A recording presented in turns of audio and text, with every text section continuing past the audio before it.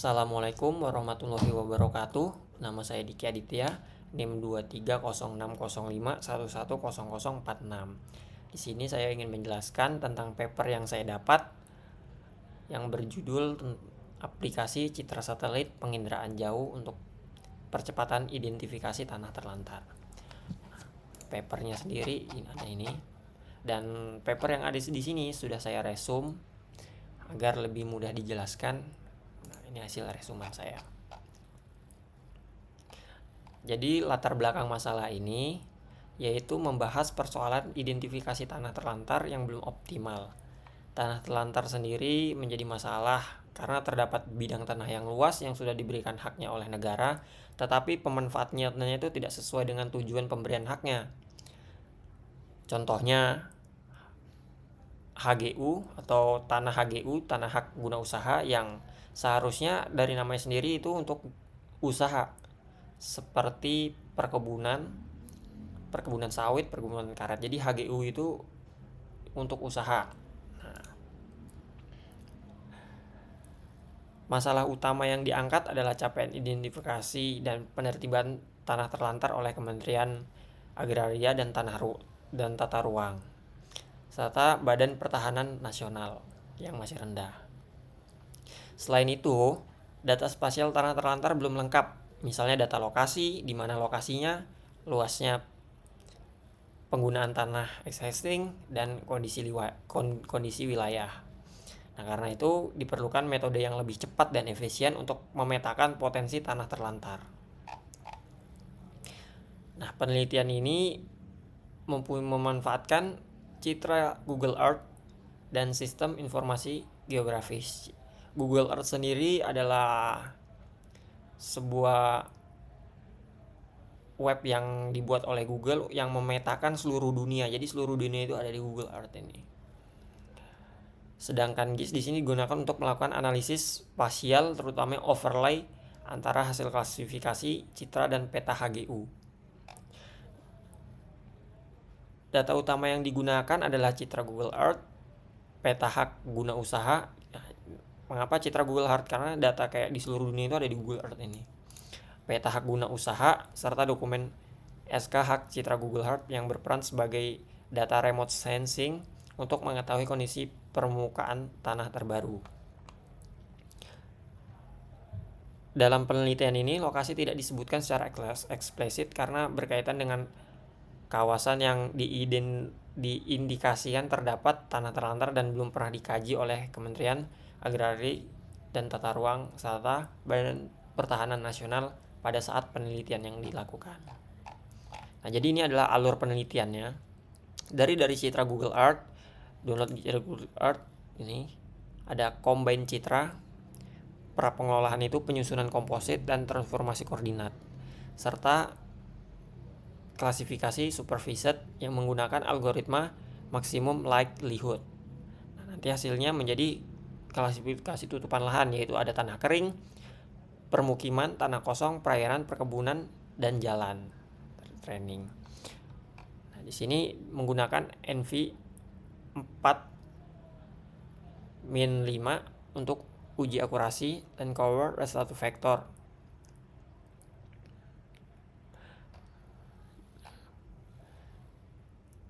Gambar ini menunjukkan alur penelitian proses dimulai pengambilan citra Google Earth, penggabungan citra, pengolahan, penyusunan komposit, kemudian klasifikasi tutupan lahan.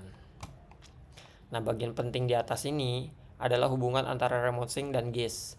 Remote sensing yang digunakan untuk memperoleh dan mengklasifikasikan informasi penggunaan tanah dari citra satelit, sedangkan GIS-nya ini digunakan untuk menggabungkan dan menganalisis, menghitung luas, serta menyajikan peta hasil identifikasi tanah terindikasi terlantar.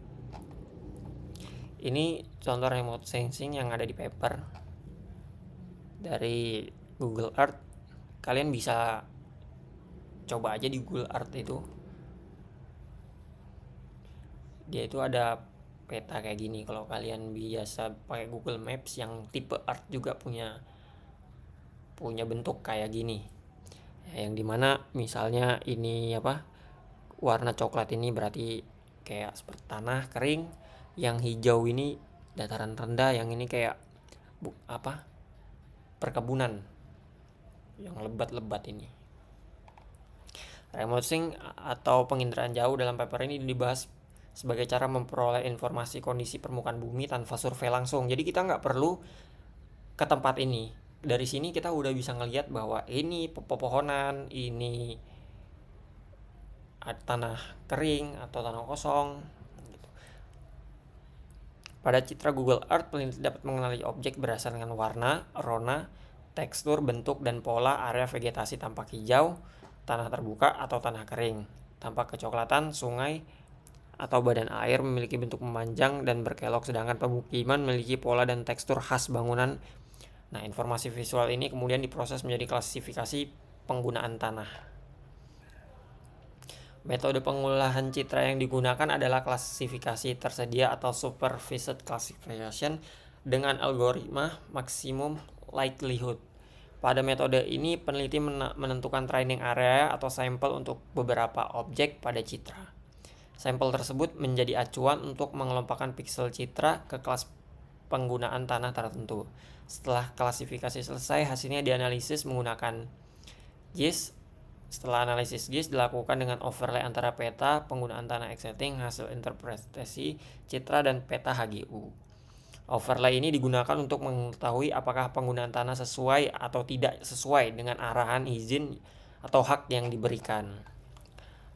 Ini hasil klasifikasi citra, yang dimana hijau-hijau ini adalah perkebunan, yang marun itu pemukiman, yang kuning ini tanah kering, yang biru tua ini perairan, terus yang biru muda jalan.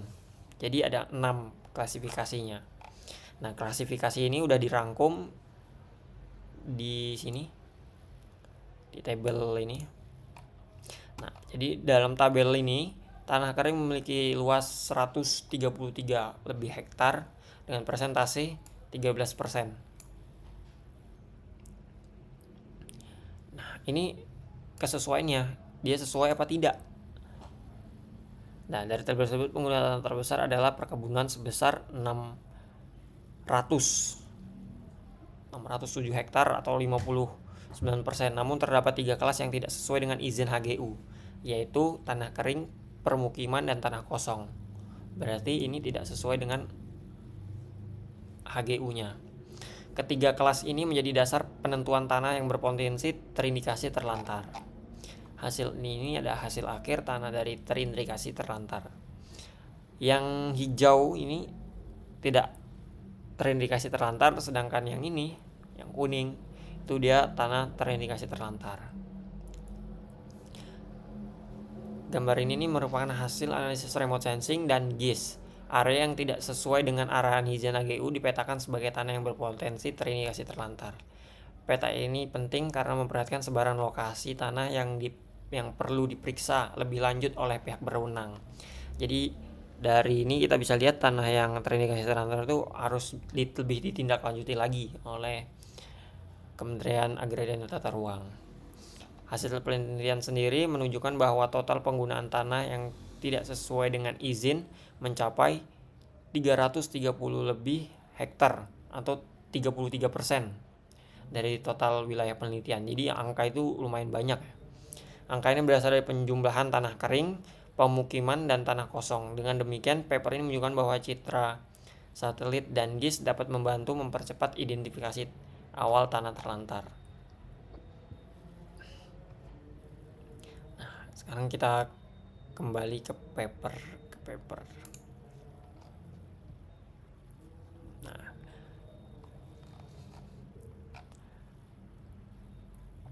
jadi ini adalah data dari target capaian kinerja Kementerian ATR dan BPN, yang dimana daftar isian tanah terindikasi terlantar di kantor wilayah yang targetnya ini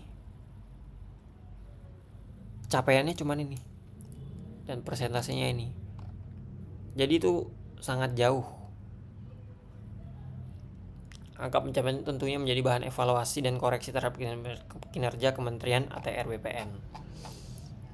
Nah, terlantar tadi yang udah saya jelaskan, terlantar merupakan salah satu sumber tanah objek reforma agraria. Dalam RPJM tahun 2014-2019, target TORA yang berasal dari HGU yang telah habis masa berlakunya dan tanah terlantar sebesar 0,6 juta hektar.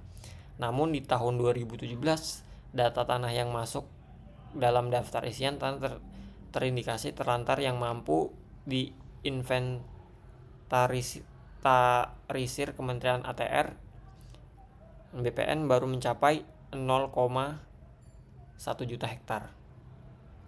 Sangat jauh dari 0,6 juta hektar. Nah, di sini ini ada gambar dari sebaran tanah terlantar di Indonesia.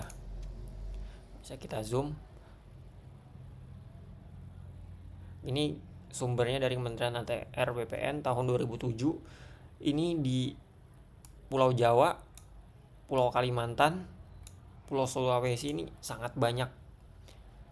Ini yang titik-titik ini adalah lokasi yang potensi bahwa ada tanah terlantar.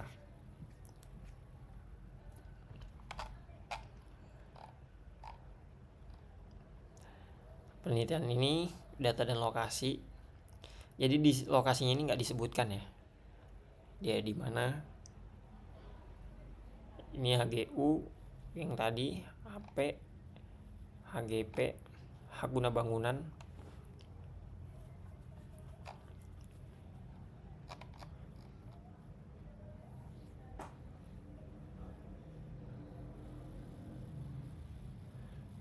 Di sini juga dijelaskan citra Google Earth merupakan citra dengan resolusi spasial yang cukup baik sehingga akurasinya cukup tinggi. Pernah diteliti oleh Colin pada tahun 2014.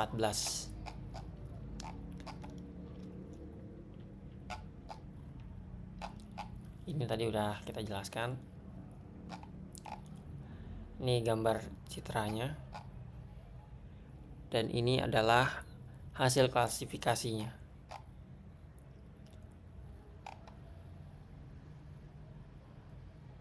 Ini adalah hasil yang udah ada di table tadi. Nah, di sini pada nomor poin 2, analisis kesesuaian dan tidak kesesuaian penggunaan tanah.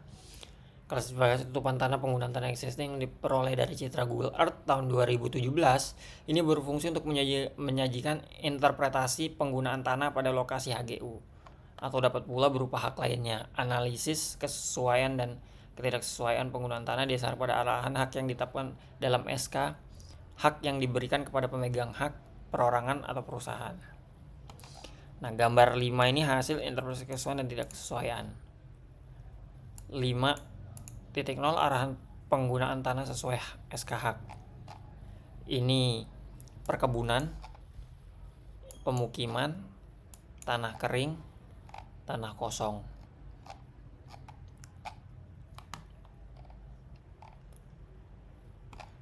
Table ini udah saya jelaskan tadi.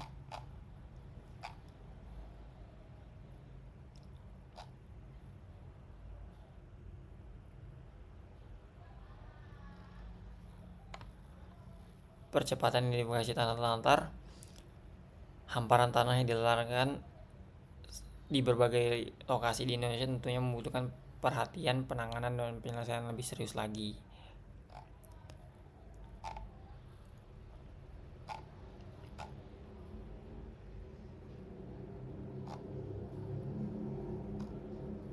Nah, sebenarnya ini mempunyai banyak faktor ya, kenapa banyaknya tanah terlantar itu yang tidak sesuai pemanfaatannya. Nah, di sini ada faktor. Gambar 5 menunjukkan bahwa perusahaan yang diberikan izin HGU untuk arahan penggunaan perkebunan secara existing tidak semuanya diusahakan sebagai lahan perkebunan atau tidak memungkinkan untuk digarap. Ini faktor-faktornya. Ini ada 2 faktor, faktor ketidaksengajaan ataupun faktor kesengajaan. Ketidaksengajaan dapat dipengaruhi oleh faktor ketidakpahaman pemegang HGU sendiri. Jadi orang yang memegang HGU tidak paham terhadap mana saja lahan HGU yang harus diusahakan, atau dapat pula dikarenakan pada lokasi tanah kering terlantar tersebut secara geomorfologis tidak memungkinkan untuk digarap. Jadi tanah yang kering ini mungkin bisa sulit aksesnya. Nah, sementara faktor kesengajaannya itu dapat dipengaruhi karena ketidakmampuan perusahaan dalam mengusahakan tanah. Hal ini berkaitan dengan keterbatasan modal. Jadi mungkin harga tanah itu kan harus, walaupun terlantar, dia kan harus dibeli juga dari negara. Karena faktor kenaikan harga tanah, ketidaksesuaian kedua adalah pemukiman yang mencapai 95,39 hektar atau sekitar 9,37%. Yang ketiga adalah penggunaan tanah kosong seluas 108 lebih hektar atau 10% lebihnya itu yang membuat dia gak mau memanfaatkan.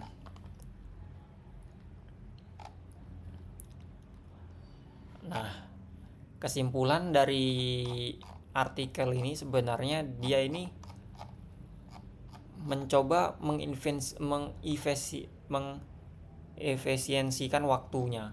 Jadi dalam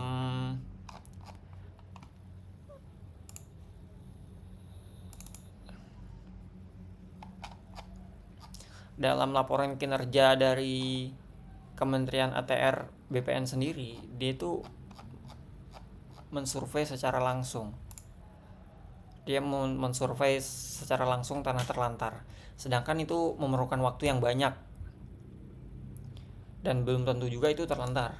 Nah, jadi dia memanfaatkan remote sensing itu, atau jarak dia dari jarak jauh kita bisa mengetahui dia tanah terlantar atau tidak menggunakan